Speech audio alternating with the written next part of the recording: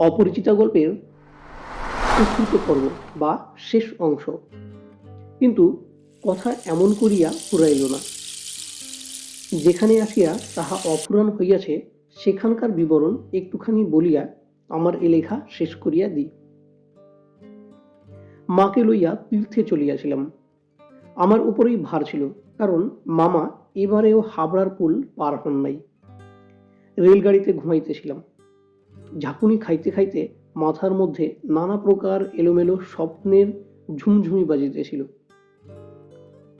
হঠাৎ কোন এক স্টেশনে জাগিয়া উঠিলাম।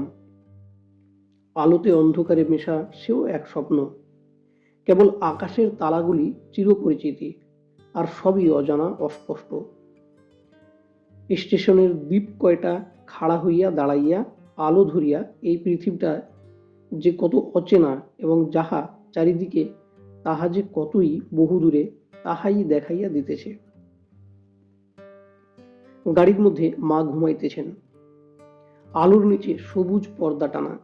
তোরঙ্গ, বাক্স, জিনিসপত্র সমস্তই কে কার ঘাড়ে এলোমেলো হইয়া রহিয়াছে। তাহারা যেন স্বপ্ন লোকের ওলট পালট আসবাব, সবুজ প্রদোষের মিটমিটে আলোতে থাকা এবং না থাকার মাঝখানে কেমন একরকম হইয়া পড়িয়া আছে। এমন সময় সেই অদ্ভুত পৃথিবীর অদ্ভুত রাত্রে কে বলিয়া উঠিল, শিগগির চলে আয়, এই গাড়িতে জায়গা আছে। মনে হইল যেন গান শুনিলাম। বাঙালি মেয়ের গলায় বাংলা কথা যে কি মধুর, তাহা এমনি করিয়া অসময়ে অজগায়ে আচমকা শুনিলে তবে সম্পূর্ণ বুঝতে পারা যায়। কিন্তু এই গলাটিকে কেবলমাত্র মেয়ের গলা বলেই এতটা শ্রেণীভুক্ত করিয়া দেওয়া চলে না। এই কেবল এক মানুষের গলা শুনিলেই মনে বলিয়া উঠে, এমন তো আর শুনি নাই। চিরকাল গলার স্বর আমার কাছে বড় সত্য।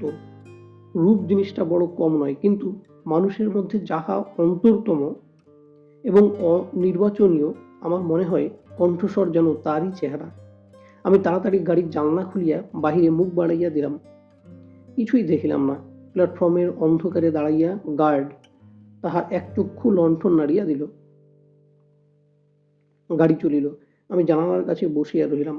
আমার চোখের সামনে কোনো মূর্তি ছিল না, কিন্তু হৃদয়ের মধ্যে আমি একটা হৃদয়ের রূপ দেখিতে লাগিলাম।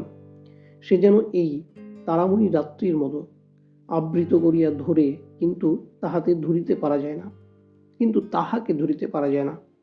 ওগো সুর, অচেনা কণ্ঠের সুর, এক নিমেষে তুমি যে আমার চিরপরিচিতের পরিচয়ের আসনটির উপর আসিয়া বসিয়াছ। কি আশ্চর্য পরিপূর্ণ তুমি, চঞ্চল কালকে ক্ষুব্ধ হৃদয়ের উপর ফুলটির মতো ফুটিয়াছ, অথচ তার ঢেউ লাগিয়া একটি পাপড়িও টলে নাই। অপরিমেয় কোমলতায় এতটুকু দাগ পড়ে নাই। গাড়ি লোহার মৃদঙ্গে তাল দিতে দিতে চলিল। আমি মনের মধ্যে গান শুনিতে শুনিতে চলিলাম। তাহার একটি মাত্র ধোঁয়া, গাড়িতে জায়গা আছে। জায়গা আছে, জায়গা যে পাওয়া যায় না। কেউ যে তাকেও চেনে না, অথচ সেই না চেনাটুকু, যে কুয়াশা মাত্র, সে যে মায়া, সেটা ছিন্ন হলেই যে চেনার আর অন্ত নাই। ও সুধাময় সুর, যে হৃদয়ের অপরূপ রূপ তুমি, সে কি আমার চিরকালের চেনা নয়? জায়গা আছে, আছে, শীঘ্র আসিতে ডাকিয়াছে, শীঘ্রই আসিয়াছি, এক নিমিষেও দেরি করি নাই। রাত্রে ভালো করিয়া ঘুম হইল না। প্রায় প্রতি স্টেশনেই একবার করিয়া মুখ বাড়াইয়া দেখিলাম। ভয় হইতে লাগিল, যাহাকে দেখা হইল না সে পাছে রাত্রেই নামিয়া যায়। পরদিন সকালে একটা বড় স্টেশনে গাড়ি বদল করিতে হইবে। আমাদের ফার্স্ট ক্লাস টিকিট। মনে আশা ছিল ভিড় হইবে না। নামিয়া দেখি প্ল্যাটফর্মে সাহেবদের আরদালি দল আসবাবপত্র লইয়া গাড়ির জন্য অপেক্ষা করিতেছে। কোন এক ফৌজের বড় জেনারেল সাহেব ভ্রমণে বাহির হইয়াছে। 2-3 মিনিট পরেই গাড়ি আসিল। বুঝিলাম ফার্স্ট ক্লাসের আশা ত্যাগ করিতে হইবে। মাকে লইয়া কোন গাড়িতে উঠি সে এক বিষম ভাবনায় পড়িলাম। সব গাড়িতে ভিড়, দাঁড়ে দাঁড়ে উঁকি মারিয়া বেড়াইতে লাগিলাম। এমন সময় সেকেন্ড ক্লাসের গাড়ি হইতে একটি মেয়ে আমার মাকে লক্ষ্য করিয়া বলিলেন, আপনারা আমাদের গাড়িতে আসুন না, এখানে জায়গা আছে। আমি তো চমকিয়া উঠিলাম। সেই আশ্চর্য মধুর কণ্ঠ এবং সেই গানেরই ধোঁয়া ধোয়া জায়গা আছে। ক্ষণমাত্র বিলম্ব না করিয়া মাকে লইয়া গাড়িতে উঠিয়া পড়িলাম। জিনিসপত্র তুলিবার প্রায় সময় ছিল না। আমার মতো অক্ষম দুনিয়াতে নাই। সেই মেয়েটি কুলিদের হাত হইতে তাড়াতাড়ি চলতি গাড়িতে আমার বিছানাপত্র টানিয়া লইল। আমার একটা ফটোগ্রাফ তুলিবার ক্যামেরা সেখানেই পড়িয়া রইল, গ্রাহ্যই করিলাম না। তারপর কি লিখিব জানি না। আমার মনের মধ্যে একটা অখণ্ড আনন্দের ছবি আছে, তাহাকে কোথায় শুরু করিব কোথায় শেষ করিব বসিয়া বসিয়া বাক্যের পর বাক্য যোজনা করিতে ইচ্ছা করে না। এবার সেই সুরটিকে চোখে দেখিলাম, তখনও তাহাকে সুর বলিয়াই মনে হইল। মায়ের মুখের দিকে চাইলাম, দেখিলাম তার চোখ পলক পড়িতেছে না। মেয়েটির বয়স 16 কি 17 হইবে, কিন্তু নবযৌবন ইহার দেহ মনে কোথাও যেন একটুও ভার চাপাইয়া দেয় নাই।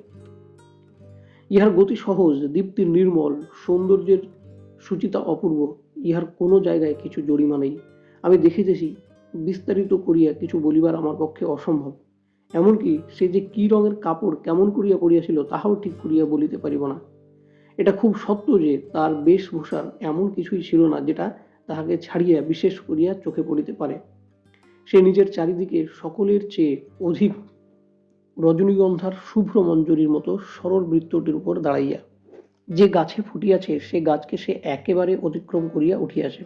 সঙ্গে 2-3টি ছোট ছোট মেয়ে ছিল। তাহাদিগকে লইয়া তাহার হাসি এবং কথার আর অন্ত ছিল না। আমি হাতে একখানা বই লইয়া সেদিকে কান পাতিয়া রাখিয়াছিলাম। যেটুকু কানে আসিতেছিল সে তো সমস্তই ছেলে মানুষদের সঙ্গে ছেলে মানুষই কথা। তাহার বিশেষত এই যে তাহার মধ্যে বয়সের তফাৎ কিছু মাত্র ছিল না। ছোটদের সঙ্গে সে অনায়াসে এবং আনন্দে ছোট হইয়া গিয়াছিল। সঙ্গে কতগুলি ছবিওয়ালা ছেলেদের গল্পের বই। তাহারই কোনো এক বিশেষ গল্প শোনাইবার জন্য মেয়েরা তাহাকে ধরিয়া পারিল। এই গল্প নিশ্চয়ই তারা 20-25 বার শুনিয়াছে। মেয়েদের কেন যে এত আগ্রহ তা বুঝিলাম। সেই সুধা কণ্ঠের সোনার কাঠিতে সকল কথা শোনা হইয়া ওঠে। মেয়েটির সমস্ত শরীর মন যে একেবারে প্রাণে ভরা। তার সমস্ত চলায় বলায় স্পর্শে প্রাণ ঠিকরিয়া ওঠে। তাই মেয়েরা যখন তার মুখে গল্প শোনে তখন গল্প নয়, তাহাকেই শোনে। তাহাদের হৃদয়ের উপর প্রাণের ঝর্ণা ঝরিয়া পড়ে। তার সেই উদ্ভাসিত প্রাণ আমার সেদিনকার সমস্ত সূর্য কিরণকে সজীব করিয়া তুলিল। আমার মনে হইল আমাকে যে প্রকৃতি তাহার আকাশ দিয়া বেষ্টন করিয়াছে সে ওই তরুণীরই অক্লান্ত অম্লান প্রাণের বিশ্বব্যাপী বিস্তার।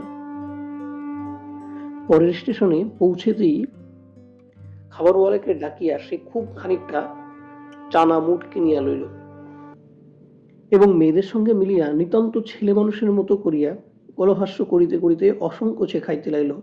আমার প্রকৃতি যে জাল দিয়ে বেড়া, আমি কেন বেশ সহজে হাসি মুখে মেয়েটির কাছে এই চানা এক মুঠো চাহিয়া লইতে পারিলাম না। হাত বাড়াইয়া দিয়া কেন আমার লোভ অস্বীকার করিলাম। মা ভালো লাগা এবং মন্দ লাগার মধ্যে দোমনা হইয়াছিল। গাড়িতে আমি পুরুষ মানুষ, তবু ইহার কিছুমাত্র সংকোচ নাই। বিশেষত এমন লোভীর মতো খাইতেছে সেটা ঠিক তার পছন্দ হইতেছিল না। অথচ ইহাকে বেহায়া বলিয়াও তার ভ্রম হয় নাই। তার মনে হইল এ মেয়ের বয়স হইয়াছে কিন্তু শিক্ষা হয় নাই। মা হঠাৎ কাহারোর সঙ্গে আলাপ করিতে পারেন না। মানুষের সঙ্গে দূরে দূরে থাকাই অভ্যাস। এই মেয়েটির পরিচয় লইতে তার খুব ইচ্ছা, কিন্তু স্বাভাবিক বাধা কাটাইয়া উঠিতে পারিতেছিলেন না। একসময় গাড়ি একটা বড় স্টেশনে আসিয়া থামিল। সেই জেনারেল সাহেবের একদল অনুষঙ্গ এই স্টেশন হইতে উঠিবার উদ্যোগ করিতেছিল। গাড়িতে কোথাও জায়গা নাই। বারবার আমাদের গাড়ির সামনে দিয়ে তারা ঘুরিয়া গেল। মা তো ভয়ে আড়ষ্ট, আমিও মনে মনে শান্তি পাইতেছিলাম না। গাড়ি ছাড়িবার অল্পক্ষণ পূর্বে একজন দেশি রেলওয়ে কর্মচারী নাম লেখা 2খানা টিকিট গাড়ির 2 বেঞ্চে সিটিয়ে শিওরের কাছে লটকাইয়া দিয়া আমাকে বলিল, এ গাড়ির এই 2 বেঞ্চ আগে হইতে 2 সাহেব রিজার্ভ করিয়াছেন, আপনাদিগকে অন্য গাড়িতে যাইতে হবে। আমি তো তাড়াতাড়ি ব্যস্ত হইয়া দাঁড়াইয়া উঠিলাম। মেয়েটি হিন্দিতে বলিল, না, আমরা গাড়ি ছাড়িব না। সে লোকটি রোগ করিয়া বলিল, না ছাড়িয়া উপায় নেই। কিন্তু মেয়েটি চলিষ্ণুতার কোনো লক্ষণ না দেখিয়া সে নামিয়া গিয়া ইংরেজ স্টেশন মাস্টারকে ডাকিয়া আনিল। সে আসিয়া আমাকে বলিল, আমি দুঃখিত, কিন্তু শুনিয়া আমি কুলি কুলি করিয়া ডাক ছাড়িতে লাগিলাম। মেয়েটি উঠিয়া 2 চক্ষে অগ্নিবর্ষণ করিয়া বলিল, না, আপনি যাইতে পারিবেন না, যেমন আছেন বসিয়া থাকুন। বলিয়া সে দ্বারের কাছে দাঁড়াইয়া স্টেশন মাস্টারকে ইংরেজি ভাষায় বলিল, এ গাড়ি এ গাড়ি আগে হইতে রিজার্ভ করা, এ কথা মিথ্যে কথা বলিয়া নাম লেখা টিকিট খুলিয়া প্ল্যাটফর্মে ছুড়িয়া ফেলিয়া দিল। ইতিমধ্যে আরদালি সমেত ইউনিফর্ম পরা সাহেব দ্বারের কাছে আসিয়া দাঁড়াইল। গাড়িতে সে তার আসবাব উঠাইয়ের জন্য আরদালিকে প্রথমে ইশারা করিয়াছিল, তাহার পরে মেয়েটির মুখে তাকাইয়া তার কথা শুনিয়া ভাব দেখিয়া স্টেশন মাস্টারকে একটু স্পর্শ করিল এবং তাহাকে আড়ালে লইয়া গিয়া কি কথা হইল জানি না, দেখা গেল গাড়ি ছাড়িবার সময় অতীত হইলেও আর একটা গাড়ি ছুটিয়া তবে ট্রেন ছাড়িল। মেয়েটি তার দলবল লইয়া আবার এক পত্তন চানা মুঠ খাইতে শুরু করিল, আর আমি লজ্জায় জানলার বাইরে মুখ বাড়াইয়া প্রকৃতির শোভা দেখিতে লাগিলাম। তানপুরে গাড়ি আসিয়া থামিল। মেয়েটি জিনিসপত্র বাঁধিয়া প্রস্তুত। স্টেশনে একটি হিন্দুস্তানি চাকর ছুটিয়া আসিয়া ইহাদিগকে নামাইবার উদ্যোগ করিতে লাগিল। মা তখন আর থাকিতে পারিলেন না, জিজ্ঞেস করিলেন, তোমার নাম কি মা? মেয়েটি বলিল, আমার নাম কল্যাণী। শুনিয়া মা এবং আমি দুজনেই চমকাই উঠিলাম। তোমার বাবা? তিনি একজন ডাক্তার, তার নাম শম্ভুনাথ সেন। তারপরেই সবাই নামিয়া গেল।